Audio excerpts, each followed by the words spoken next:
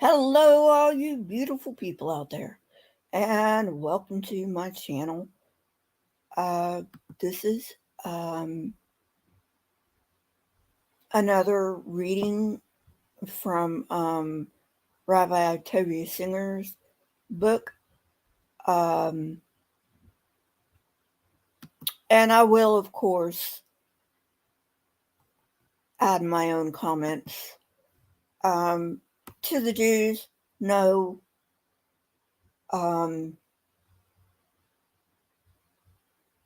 I don't mean any harm. I'm just railing against the interpretation that I grew up with. So, forgive me if I offend you. No offense is ever meant on this channel. And now, with that out of the way, well, I should say no offense to anyone who's not trying to shove their belief system down anybody else's throats is my on this channel. So, now with that out of the way, getting on with Rabbi Singer's book. All right. So we are at the heading, when did the church officially reject Torah? Excuse me. We find in both Acts and 1 Corinthians that the first Christians followed the Jewish calendar. And when I say Christians, I'm talking about both the Jewish Christians and the Gentile Christians. And they did not celebrate any quote unquote Christian annual festivities such as Easter or Christmas. Direct evidence for Easter begins in the mid-2nd century. This would make sense. Hey, native, as Christianity was spreading, because Easter is actually a pagan holiday. I'm not going to get too much into it right now. I will get into it at another time, but in what this is about right now, so just keep in mind Easter is a pagan holiday. Just like all the other Christian holidays, by the way. Okay. The conflict between the Latin and the Eastern churches over Easter erupted in the years that would follow. The schism was resolved at the Council of Nicaea, where the church officially rejected the Jewish calendar, sorry about that, and thereby the Torah, in order to fully comprehend the link between the ecumenical conflict over Easter and the oral Torah. A brief overview of the Jewish calendar is essential. Okay, so I did not know that. Thank you, Rabbi. I knew that there was a question in the early church about whether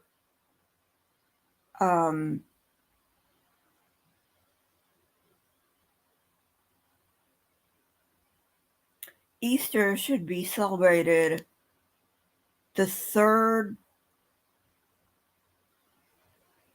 day from the end of Passover, no matter what day that fell on, or if it should be celebrated on a Sunday. And ultimately, the church settled on a Sunday. Doesn't seem like they were getting messages from God to me. It just sounds like they wouldn't do whatever the hell they wanted to do. But I'm an atheist, so you can say I'm a poor deluded fool if you want to. All right. Um, the first commandment given to the Jewish people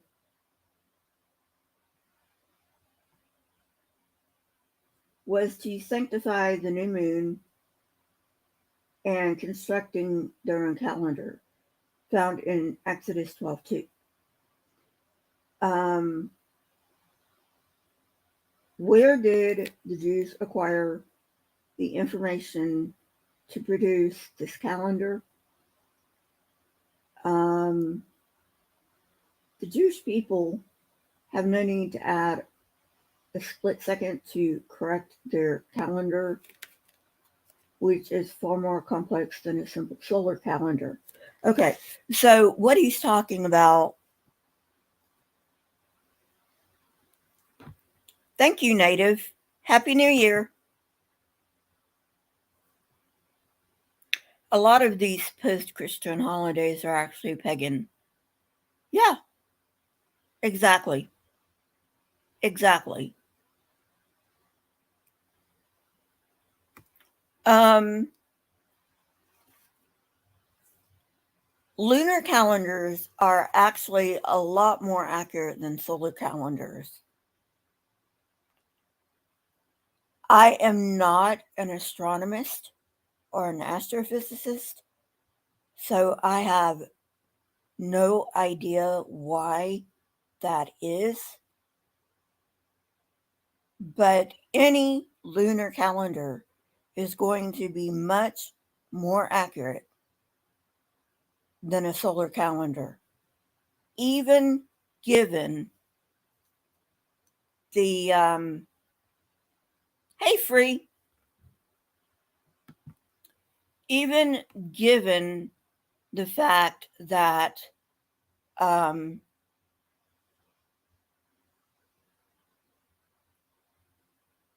the Earth is slowing down and we need to add leap seconds uh, to the calendar. Um, even given that, a lunar calendar is much more accurate. All right, going on. Um, while it is beyond the scope of this book to present complete explanation of the Jewish calendar, he says he wants to briefly explain how the calculations are based on the Torah. By the way, this doesn't surprise me. A lot of calendars are based on religion. That's just how it is.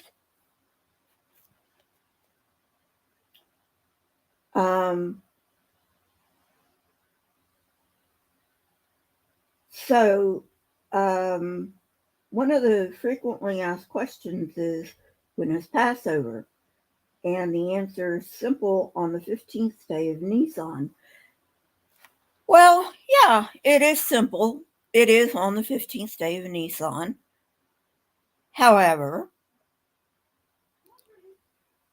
when is the 15th day of Nisan is a little bit more.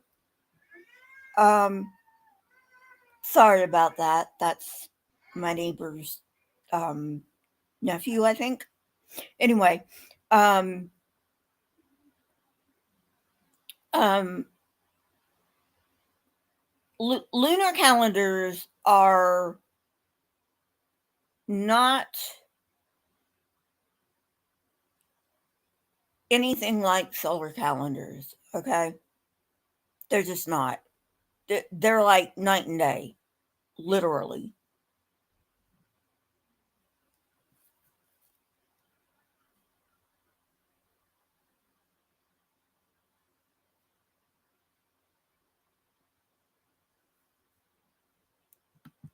Yeah, I like him too. Well, I mean, he can be a bit rough if, you know, you're not open to hearing what the truth is, you know. Like, I mean, I'm not saying that what he believes is the truth. But I do appreciate that he's trying to educate people on what Torah actually means and not what the Christians say it means. So, you know, um,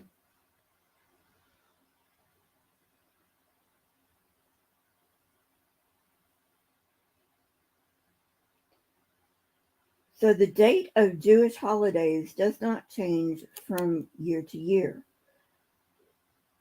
Okay, point taken. Um,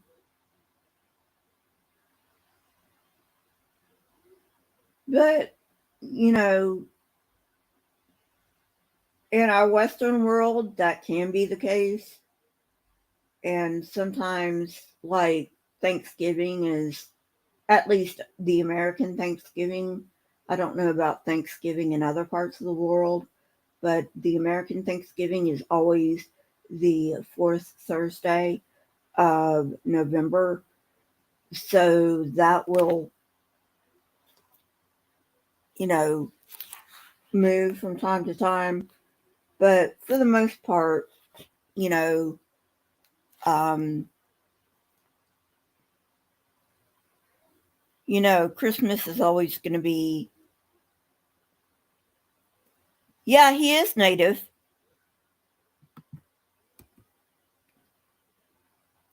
Just type in Tobias Singer in the search bar and you'll find him.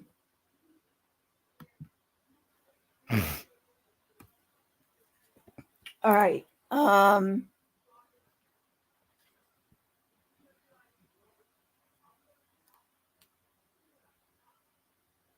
Okay, the Jewish calendar is based on 12 lunar months of 29 or 30 days and requires an intercalary lunar month added about 7 times every 19 years, once every 2 to 3 years. This is necessary in order to synchronize the 12 monthly lunar cycles with the slightly longer lunar cycle. Um, the lunar month starts with the new moon. The new lunar crescent had to be observed and certified by witnesses. The birth of the new moon is now assessed arithmetically, which makes sense. You know, because math is always going to be, yeah, exactly.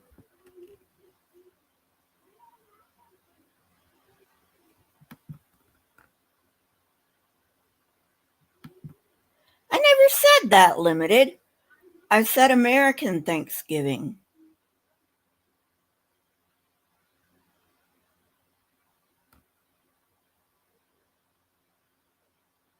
But point taken, point taken.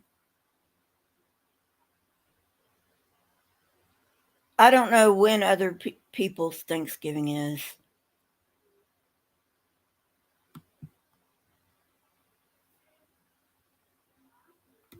All right, moving on.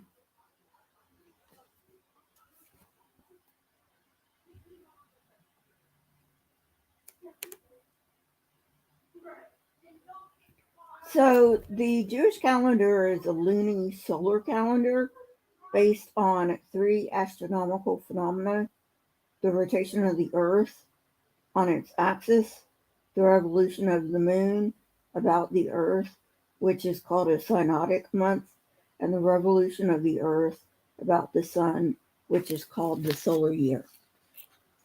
These phenomena are not contingent upon one another, so there is no direct correspondence. On average, the moon revolves around the Earth in about 29 and a half days. The Earth revolves around the sun in about 3 165 and a quarter days. That is about 12.4 lunar months.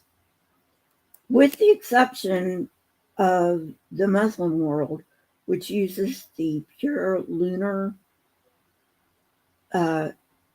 Hijri Kamari, apologies, I know I butchered that name, calendar. The civil calendar used by most of the world has abandoned any correlation between the moon cycles and the month, arbitrarily setting the length of months to 28, 29, 30, or 31 days. Okay, so the Jewish calendar coordinates all of these astronomical phenomena.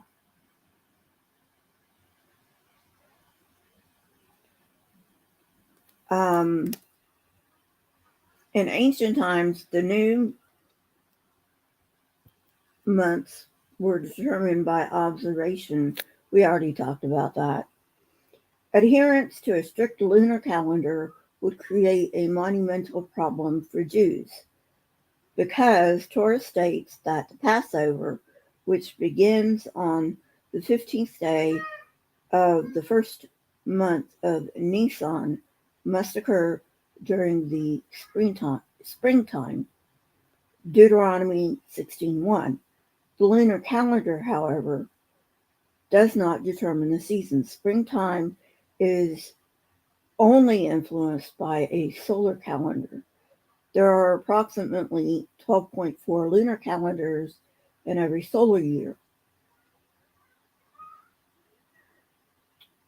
And a 13-month lunar calendar is about 19 days longer than a solar year, so that would make it out of whack.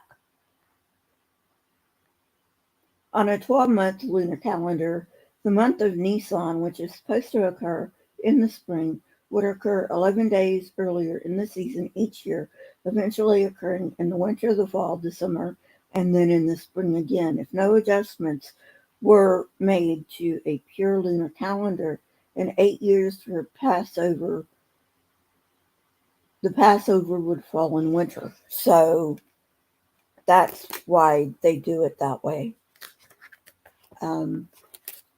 I actually never knew that. I mean, I knew the Jewish calendar was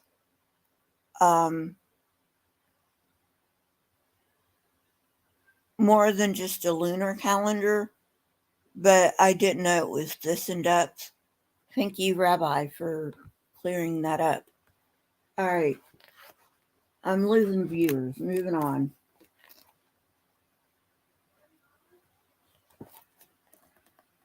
By the 4th century, the Jews were persecuted under Constantine, who forbade the Jews from holding meetings in order to determine when they were going to hold their feasts, especially Passover. Without a fixed calendar, the life cycle of the Jews would have been shattered. It is in this context that Hillel II established a fixed calendar based on a special calculation. The adoption of the fixed calendar made it possible for Jews everywhere to determine the first day of the month without actual visual observation. The Jewish calendar is regarded to be blah, blah, blah.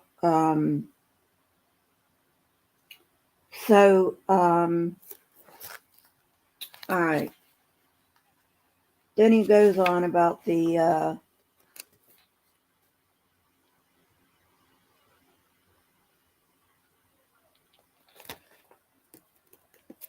Jewish calendar. I'm going to skip all that because we've got what we need from that.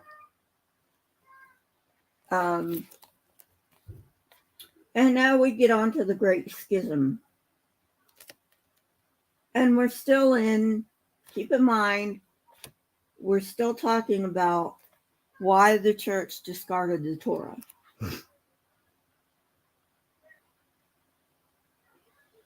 Okay, so we're going back to the schism of East versus West. We're going back to the schism of Eastern Orthodoxy and Roman Catholicism. And this was basically based on a struggle between the Eastern Church and the Western Church about when to celebrate Easter.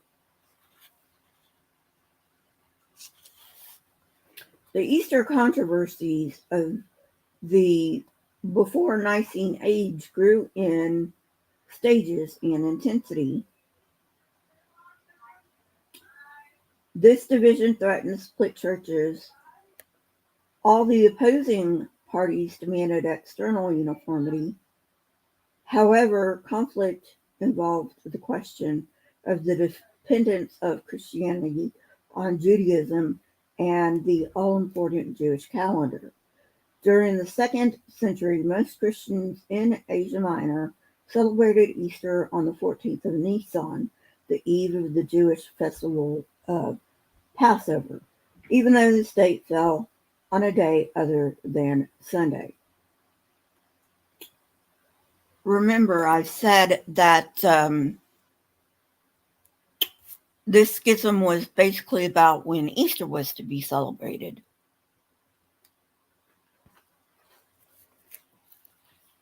Around 195, Pope Victor I attempted to excommunicate the Quartodecimans, turning the divergence of practice into full-blown ecclesiastical controversy. Quartodecimism is a word not used in Eusebius' account. It's the Latin term for the practice of fixing the celebration of Passover for Christians on the 14th day of Nisan in the Hebrew calendar. According to Eusebius, synods were convened and letters exchanged, but in the end, having overstepped his mark, Pope Victor was rebuked and had to back down. Okay. So the Synoptic Gospels place the day of Jesus' crucifixion on the 15th day of Nisan, a day later than the book of John, which is a really big problem, but Christians don't seem to think it's a problem. So take that for what it's worth.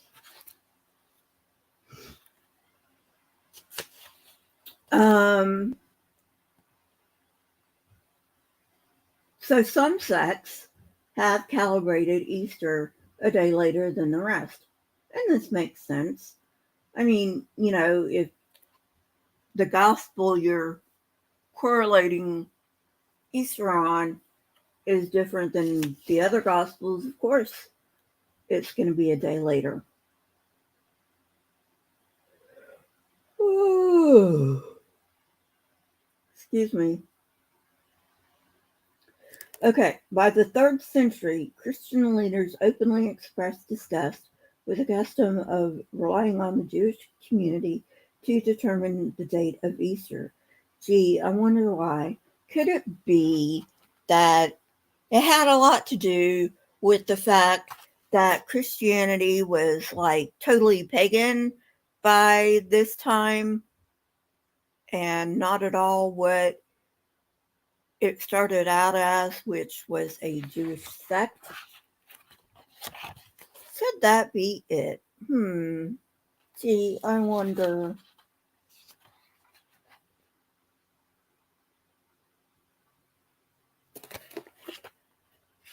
So,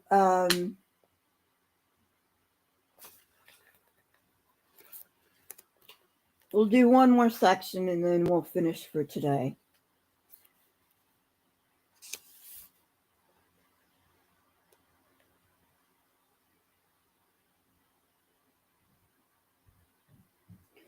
The First Council of Nicaea in 325 CE resolved the controversy between those who wanted independence from the Jewish calendar and those who wanted to continue the custom of relying on the Jewish calendar. This resolution endorsed the move to independent computations, requiring the abandonment of the old custom of consulting the Jewish community in those places where it was still used. Constantine was not a devout Christian. Surprise, surprise. Listen, people, Constantine was not a religious figure in the least. He was a political figure. His empire was going to shit. So he came up with the brilliant idea. How do I keep my empire from going to shit? The best way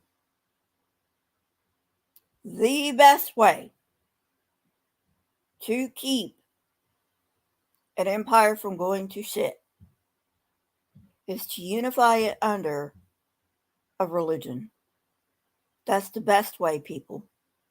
Unfortunately, until we get rid of this virus called religion, which I'm not sure we're ever going to get rid of,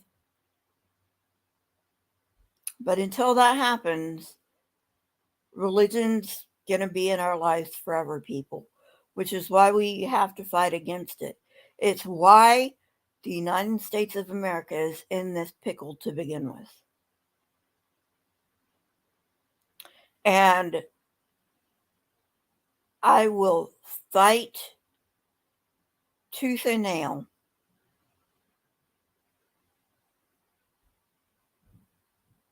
to keep state and religion separate. And anyone who values secularism, whether religious or not, will join me in that endeavor. But anyway, moving on.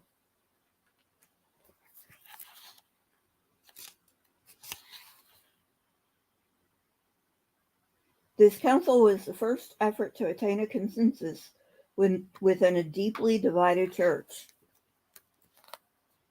as he sought to unify his empire.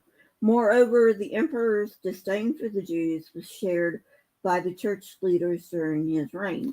Now remember what I said. I had a live stream about this. Why I think the New Testament was pro-Roman. I have the live stream about that. And you can see, I mean, it doesn't take a genius to figure out that the New Testament takes a pro-Roman stance. It doesn't take a genius to figure that out.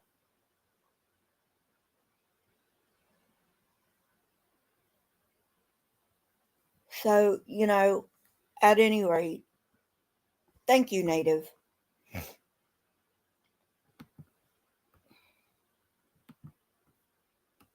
Don't take a genius to figure that out, people. If you haven't figured that out by now,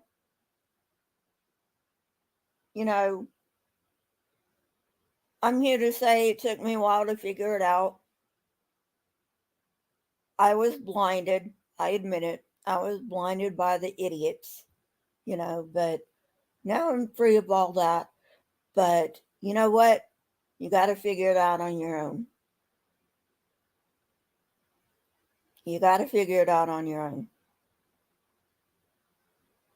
Just read the New Testament. You will see that it is anti-Semitic all the way through. That is why I hate the New Testament. And I hate Paul. Especially Paul. But anyway, so Happy New Year to everyone. I may or may not be on again today. I don't know. And another thing I don't know is I don't know if my uh, debunk will be up for my members today or not. I'm going to try to get it up, but it may not get out until tomorrow. So also keep that in mind. Please give a like on this video. It helps the algorithm. Leave a comment in the comment section. That also helps. If you would like to help this channel grow, you can become a member for as low as 99 cents a month. It helps me improve this channel. And, you know, if you haven't subscribed, go ahead and hit subscribe. If you're already subscribed, make sure you're still subscribed. YouTube lets unsubscribe people for some reason. So, anyway, with all of that said, have a happy new year, everyone. And I will see you when I see you. Bye.